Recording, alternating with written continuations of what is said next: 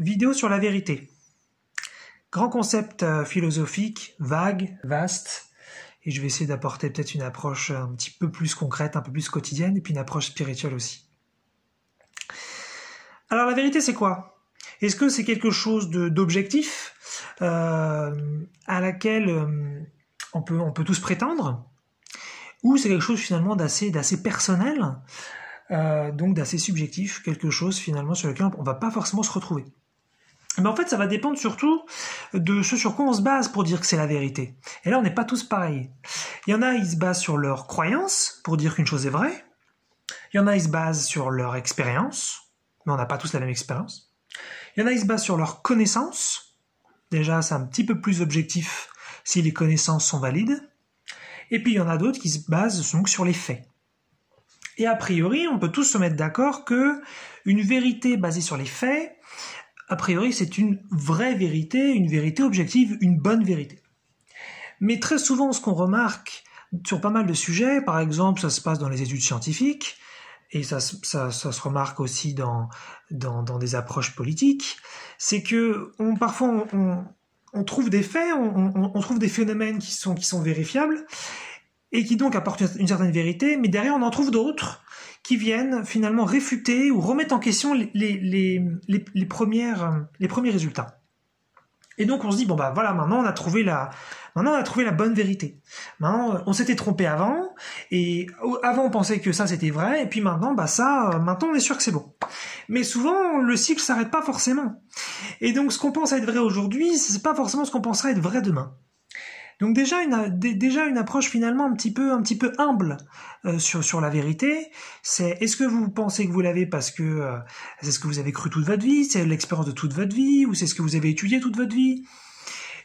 Mais si ça se réfute demain, si vous avez une nouvelle expérience, une nouvelle connaissance, vous rencontrez quelqu'un qui pense complètement différemment, finalement, est-ce que c'est la vérité? Donc moi, ce que je pense plutôt, et c'est mon approche, c'est ma vérité, c'est que justement, je pense que chacun a la sienne. Et justement, basé sur croyance, expérience, connaissance et faits relatifs, faits du moment, eh bien, finalement, nous avons tous notre vérité. Même si, évidemment, après, en société, il faut bien qu'on se mette d'accord sur certains points, il faut bien qu'on trouve des vérités communes pour avancer, parce que si chacun a la sienne, ça va vite être le bordel, on va pas s'en sortir. Et pour autant, en tant que société, on remet en question certaines approches économiques, certaines approches scientifiques, certaines approches politiques, certaines approches de tout bord de la société. Avec le temps, on les remet en question parce qu'on se rend compte que c'était peut-être pas tout à fait vrai sur certains points. Donc finalement, ça voudrait dire qu'en tant que civilisation, on navigue finalement non pas sur une vérité objective, mais une vérité plus du moment, une vérité relativement solide du moment. Et donc il n'y aurait pas véritablement une vérité sur laquelle on pourrait vraiment se baser. Même si ensuite, par exemple, on peut se dire, on peut se mettre d'accord que derrière moi il y a une lampe, ou que au-dessus de moi le plafond est de couleur plutôt blanche. On pourrait se mettre d'accord, mais même ensuite tout ça on arrive sur des définitions, sur ce que ça veut dire pour chacun de nous, ces définitions, sur comment c'est représenté pour chacun de nous. Et j'en avais parlé sur les facultés mentales et les facultés émotionnelles. Et même là-dedans, finalement, la vérité, c'est un petit peu compliqué. Alors après, il faut être pragmatique, et en tant que collectif, en tant qu'espèce, il faut bien qu'on fasse peut-être semblant d'être d'accord, semblant de se comprendre pour avancer. Donc voilà, donc c'est aussi ça. L'idée, c'est que si on remet tout en question tout le temps, après finalement on n'a plus de base et on peut plus tellement avancer. Mais ça ne veut pas forcément dire que les choses sont vraies réellement. C'est plus finalement une approche du moment, une subjectivité, une vision personnelle. Et je voulais en fait aussi illustrer ça avec un livre que j'avais déjà présenté, mais que je vais représenter. Donc c'est les Papiers de l'Ascension de Zing Dad. Et en fait, donc voilà, ce livre, pour moi, c'est une des références les plus pointues que j'ai étudié en spiritualité. Alors bien sûr, de dire que c'est l'un des trucs les plus pointus, c'est ma vérité, c'est mon expérience, c'est mes critères. Donc il y en a d'autres qui vont peut-être le trouver beaucoup moins pointu ou beaucoup trop pointu. Chacun se fera son idée. Maintenant, si vous évaluez peut-être aussi avec ce que j'évoque dans les vidéos de façon globale, vous pouvez avoir une idée de mon niveau de conscience, grand ou faible, et donc vous pouvez vous dire que ce que ça veut dire donc par rapport à ça, que le livre je le trouve pointu. Voilà, vous pouvez un petit peu avoir une comparaison. Et donc en fait ce livre, pourquoi pour moi il est un peu pointu? Parce qu'il va traiter de beaucoup de sujets, j'en avais déjà parlé quand je l'avais présenté dans une vidéo antérieure, et il y a tellement de sujets en fait dans ce livre que j'en ai juste cité quelques-uns, et là je vais en aborder deux autres qui sont donc dans le bouquin et qui sont super intéressants. Une des raisons pour lesquelles ce bouquin m'a vraiment plu, c'est parce que c'est le seul livre canalisé que j'ai trouvé jusqu'ici qui parle des complots. Et comme j'ai eu une grande période des complots entre 2015 et 2017, en référence à la vidéo que j'ai faite dessus, et que c'était très important pour moi dans cette période des complots, et que je pensais qu'il fallait que les gens en parlent plus, et que je pensais que les gens devraient plus s'y intéresser, c'était ma vérité, et ce n'est plus celle que j'ai aujourd'hui, donc voilà, ça change. Dans ce bouquin, il y a au moins 10 pages qui sont concentrés là-dessus et qui prennent un complot très connu dans le milieu de ceux qui s'intéressent au complot, que je vais pas vous dire ici, je vous laisse la surprise dans le livre si vous souhaitez le lire. D'ailleurs, j'ai oublié de le dire, mais vous pouvez trouver le PDF gratuit, que ce soit en français ou en anglais, sur le site donc de Zingdad, sur le site directement de l'auteur. Voilà, donc vous n'êtes pas obligé de l'acheter si ça vous embête. Et en fait, donc c'est super intéressant, il y a une approche spirituelle, une approche concrète, une approche pragmatique des complots, et donc je trouve que les complots c'est un excellent sujet pour traiter de la vérité. Parce que si justement il y a une sorte de fracture sociale depuis peut-être, je sais pas trop, depuis peut-être 10 ans, peut-être 20 ans, peut-être un peu plus sur les complots, puis là ça augmente de plus en plus, surtout avec le Covid, il y a eu pas mal d'idées, où dans un premier temps il y en a qui disaient oui, en fait, ça vient pas d'un animal, ça viendrait d'un labo, puis tout le monde a dit oh c'est du complot, et puis finalement 6 mois, 12 mois plus tard, c'est finalement des organismes gouvernementaux qui proposent aussi cette éventualité-là. Alors finalement la vérité, quelle est-elle? Moi personnellement, bien sûr, je ne sais pas. D'ailleurs, je me suis même pas renseigné sur les origines du Covid plus que ça. Je le dis, donc j'ai pas finalement pris parti. Mais on se rend compte que tout ça évolue. Et donc dans ce livre, il y a un complot, donc je vais juste donner un petit indice qui date de pile 20 ans, là on est en 2021, et il est traité pendant une dizaine de pages environ, et il est traité magnifiquement bien parce que c'est pas à la fin des 10 pages, alors on va vous dire si ce complot est vrai ou pas du tout, mais on va vous dire mais finalement un petit peu quel est l'intérêt de traiter les complots, et ce que vous avez à y gagner, et ce que vous avez à y perdre. Ça revient un petit peu à ce que j'avais dit sur la vidéo sur les complots, mais là on est plus sur l'approche de la vérité. C'est que finalement quand on est un chercheur de vérité, on veut savoir ce qui est vrai, on veut savoir ce qui est pas vrai, on veut savoir éventuellement donc ce qu'on nous cache pas, ou tout simplement ce que d'autres n'ont pas encore découvert, des vérités donc futures, potentielles. Et tout ça, c'est tellement subjectif finalement, que même si à la fin d'une grande étude, d'une grande expérience, vous arrivez donc à un semblant de vérité personnelle, finalement ça vous correspond surtout à vous, et ça correspond pas toujours aux autres. Donc je vous conseille cette partie-là du bouquin, ou si vous voulez juste lire cette partie-là, vous pourrez la trouver donc grâce au PDF. Ça permet aussi de faire une recherche plus rapide pour trouver la partie dans le livre qui nous intéresse. Et c'est vraiment passionnant, c'est une approche spirituelle canalisée de ça, donc de la vérité en général. Il y a aussi, d'ailleurs, un énorme chapitre sur la vérité au sens large, donc je vous le conseille aussi pour ça. C'est super intéressant de savoir vraiment qu'est-ce qui est vrai et qu'est-ce qui ne l'est pas.